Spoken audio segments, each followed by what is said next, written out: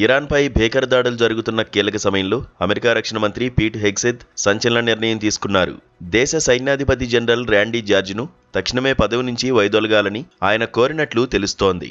రక్షణ విభాగాన్ని సమూలంగా పునరుద్ధరించే చర్యల్లో భాగంగానే ఈ నిర్ణయం తీసుకున్నట్లు పెంటగాన్ వర్గాలు స్పష్టం చేశాయి. 2023లో బాధ్యతలు చేపట్టిన జార్జ్ గతంలో గల్ఫ్ యుద్ధం, ఇరాక్, ఆఫ్ఘనిస్తాన్ యుద్ధాల్లో కీలక పాత్ర పోషించారు. జో బైడెన్ హయాంలో లాయిడ్ ఆస్టిన్కు సహాయకుడిగా పనిచేసిన నేపథ్యం కూడా ఆయనకు ఉంది. హెగ్సెత్ బాధ్యతలు చేపట్టినప్పటి నుంచి ఉన్నత స్థాయి సైనిక అధికారుల తొలగింపు ప్రక్రియ వేగంగా సాగుతోంది.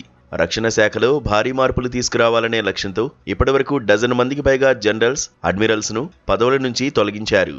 గతంలో joint chiefs of staff chairman general Charles CQ బ్రౌన్పై ట్రంప్ వేటు వేసినప్పటి నుంచి ఈ పరిణామాలు మొదలయ్యాయి. ఆ సమయంలో జార్జ్ తన పదవిని నిలబెట్టుకున్నప్పటికీ తాజాగా హెగ్సెత్ తీసుకున్న కఠిన నిర్ణయంతో ఆయన కూడా బాధ్యతల నుంచి తప్పుకోవాల్సిన పరిస్థితి ఏర్పడింది.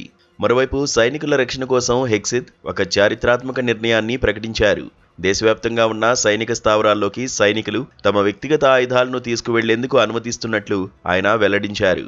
దళాల ఆత్మరక్షణను దృష్టిలో పెట్టుకుని ఈ కీలక మార్పు చేసినట్లు ఒక వీడియో సందేశంలో హెగ్సెత్ పేర్కొన్నారు. అటు యుద్ధ వాతావరణం, ఇటు అంతర్గత నియామకాలు, విధానపరమైన నిర్ణయాలతో అమెరికా రక్షణ విభాగం ఇప్పుడు ప్రపంచవ్యాప్తంగా చర్చనీయాంశంగా మారింది.